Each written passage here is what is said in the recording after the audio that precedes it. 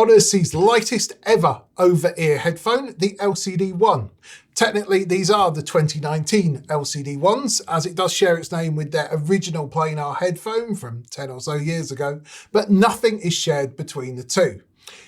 If you look at their website, you'll see endorsements from many famous mix and mastering engineers such as Manny Mannequin and Bob Katz, so it's very much being sold as a studio reference headphone, but just how suitable is it for mixing?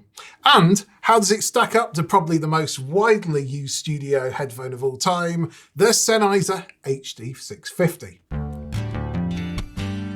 First, let's take a look at the physical aspect. These are really incredibly light for Audeze. In fact, they weigh 9 grams less than the HD650. The over-ear design, though they are quite close-fitting, but even with my fairly large ears, they just touch the pads slightly, but I've worn these for hours and not found this to be a problem. The pads are real leather, as opposed to the PU leather on the Mobius, which it sort of shares a form factor with, although as you can see, the cups aren't as deep because there's no electronics or batteries to conceal inside them. The headband, at first glance, seems similar to Mobius, but it's actually reinforced with a metal band, and the top of the headband is very smartly covered in leather underneath a memory foam layer. The cables are also quite clever, as left and right doesn't actually matter. As long as you get the headphones the right way around on your head, then plugging either cable to either side will work. I'm assuming this is because these mini jacks are stereo and the left and right signal is fed to each cup, but only one side is connected to the driver. Now, it's plain these headphones are designed to travel with you from studio to studio, coming with its own travel case, as opposed to it being optional with Mobius. It also has a little furry divider inside to stop the cups from rubbing against each other when it's in the case. So, how does it sound? Well, from speaking to Shankar, the Audeze CEO, earlier in the year, the whole idea of LCD-1 was to make something lightweight, clear, neutral and transparent, and I think that's actually exactly what they've done. But let's drop a spoiler right now just to clear things up. This is definitely not the best suited studio headphone that Audeze make. They would be in order: the LCD-X, the LCD-MX4, and I'll also throw in the LCD-4Z at the top, but at nearly 3, 7 and 10 times the price respectively, you'd hope there'd be an improvement. However, it's definitely the lightest, most portable, and of course affordable. First off, let's think what defines the tone of a mix headphone. If a headphone or a speaker has got a certain band of frequencies emphasized, it can have the perception of having microscopic detail in that particular area. A classic example of this is the Yamaha NS10. There's no way on earth that the NS10 is anything close to being a flat response monitor. In fact, you can add that to the list of audio myths alongside the use of egg boxes as acoustic treatment, but many leading engineers the world over still rely on them to check vocal and mid-range mixes because it stands out so much. The NS10 is the polar opposite of the LCD-1, which appears to be fairly neutral and balanced across the whole frequency spectrum. If you're used to the most popular closed-back studio headphones, then the sub-region may appear slightly subdued for you, but if you're used to spending your life in high-end studios and mastering suites, then it may not be too far away from what you're used to. Handily, Audeze have measured the headphones on their Grass artificial ear, and we can see on the graph that there's a little dip about 80 Hz, but the bass extension is excellent, going down evenly to about 35 Hz, and it's not even a sharp roll off from there. Here's a second slide that compares it to the Harman curve. This is an ideal perceived target curve for listening headphones that was developed by Harman after analysing the preferences of large groups of listeners. However, this is defined for listeners and not necessarily studio reference, as we're more concerned about an even balance than one that's pleasing to the listener. Next up in our list of desirable properties is the clarity of the signal. If there are lots of reflections between the driver and the ear, this will lead to smearing of the sound and a loss of detail. In the LCD-1, the phaser waveguides specifically help with this, directing the sound straight towards the ear.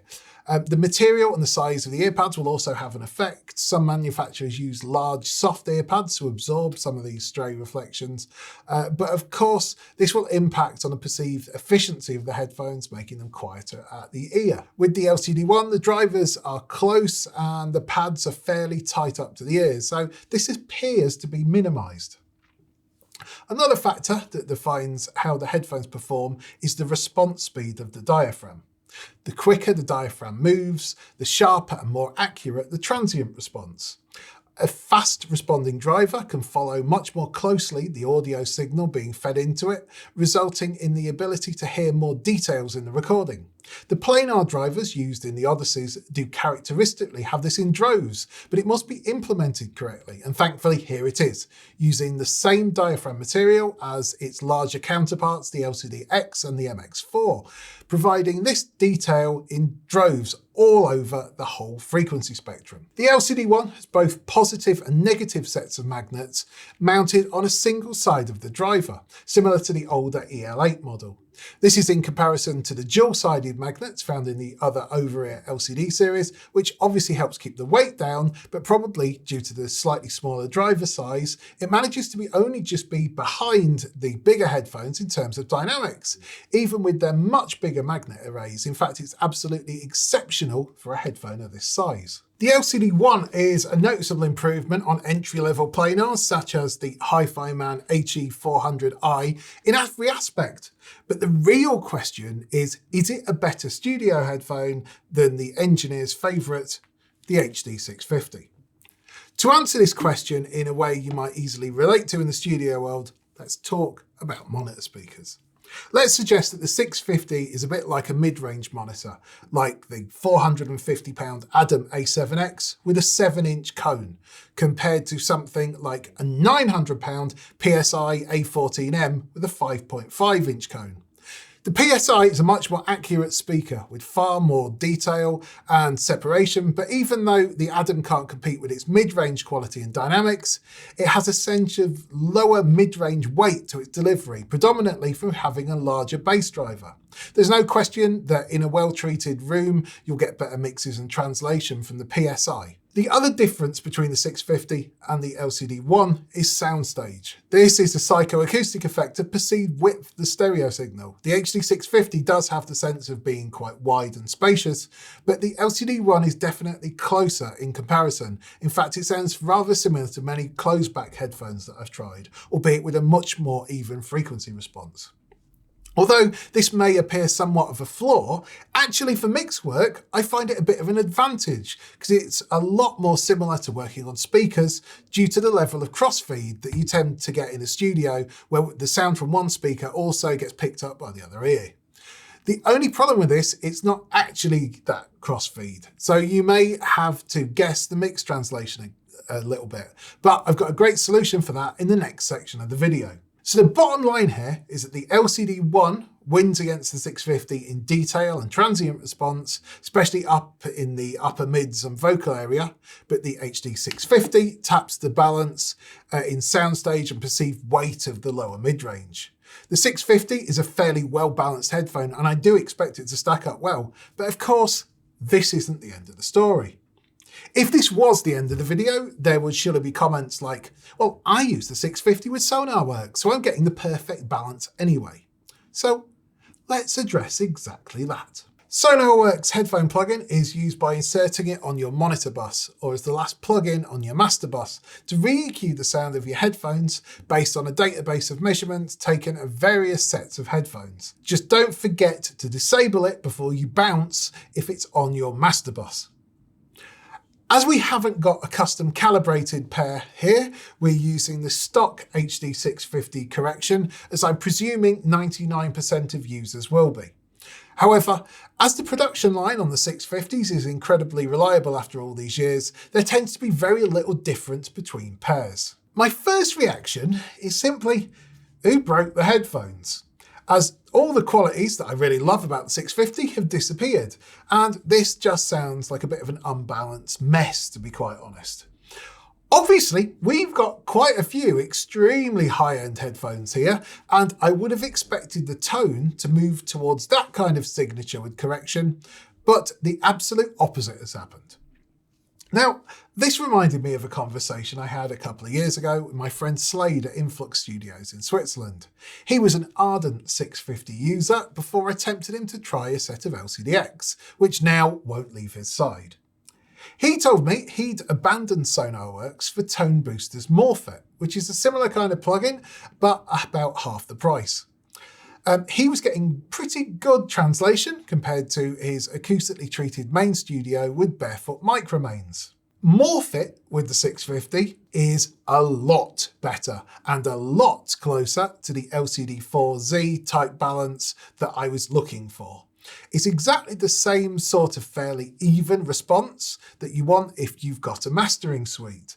If you do already have a pair of 650s, I suggest you start using this right now. Obviously, as the LCD-1s are quite new, we can't compare it with Sonarworks because it's not in the database, and unfortunately Audeze's own reveal correction plugin does not yet include the new models.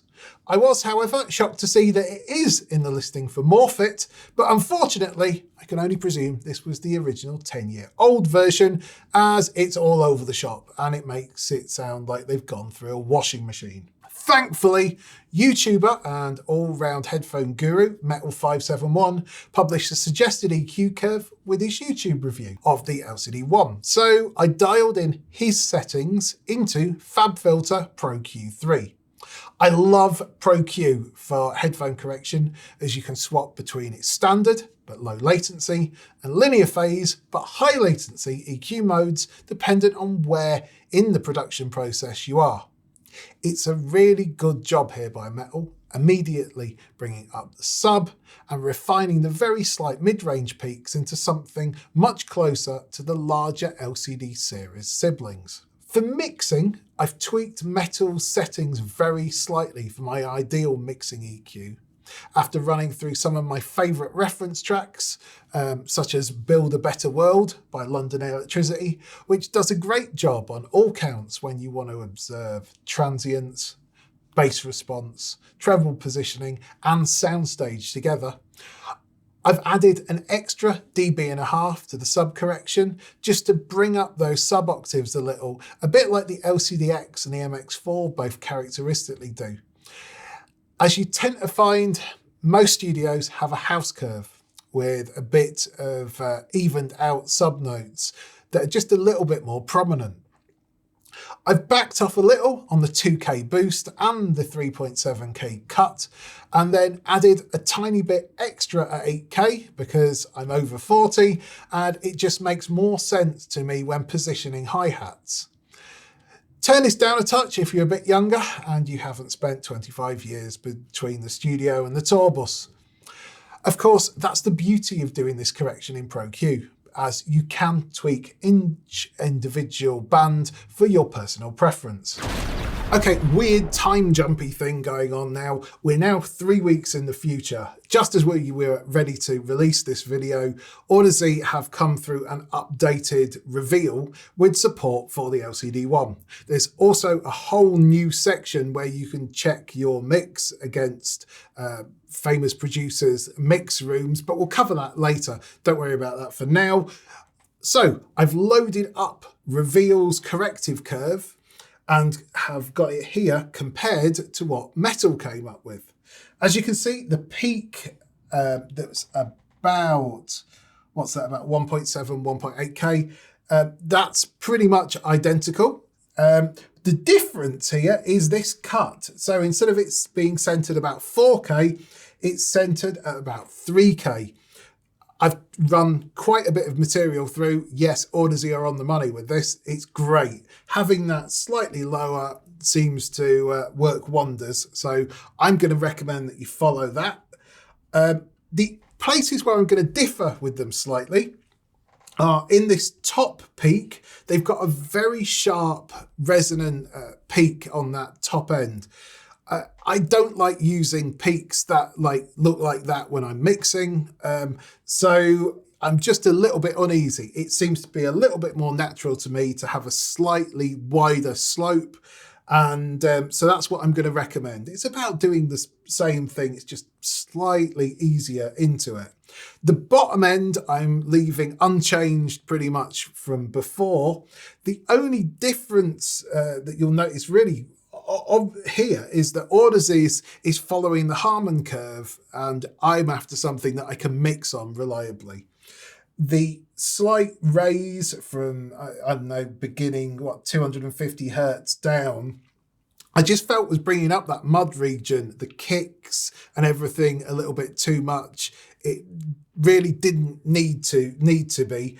And obviously they've got a much more defined peak. I mean, centralized there, probably 35 hertz or something. I don't think you need that. For mixing. It sounds great with that bottom octave if you're listening to stuff, but again, we're talking about mixing. Have a go with the curve, have a go with reveal, see which one you prefer. But otherwise, let's continue on with the video. So let's jump back 3 weeks and see how it ends up. Now, the last thing I'm going to do is add a bit of can opener. Now, this is a very advanced cross-feed simulator plugin that goes far and above the circuits I've seen implemented in hardware devices, such as the ASPL Phonitor series. This just helps with that last piece of the puzzle for accurate translation. And whilst the effect is fairly minimal and subtle on the LCD-1, it does rein the soundstage in on the 650, so it's a lot closer between the two headphones. Now that both headphones have got a bit of digital correction, the game really has changed. The Sennheiser still has a slightly wider soundstage, but the LCD-1 is absolutely winning in transient detail and separation and just overall clarity of the mix. The tonal balance is pretty similar once they've both been EQ'd and very much closer to the LCD-4Z standard. So, is the LCD-1 better for mix work? Well, yes. It's more detailed. You've got transient detail that you can't hear whatsoever in the HD650. At the price that it's at, with the EQ curve, you're getting into territory that really you've got to be spending twice, 3 times, 7 times, 8 times to get any better. This is excellent. You're going to be able to do some fantastic mixes which will translate well. If you've already got HD650, definitely get Tone Booster's Morphit first.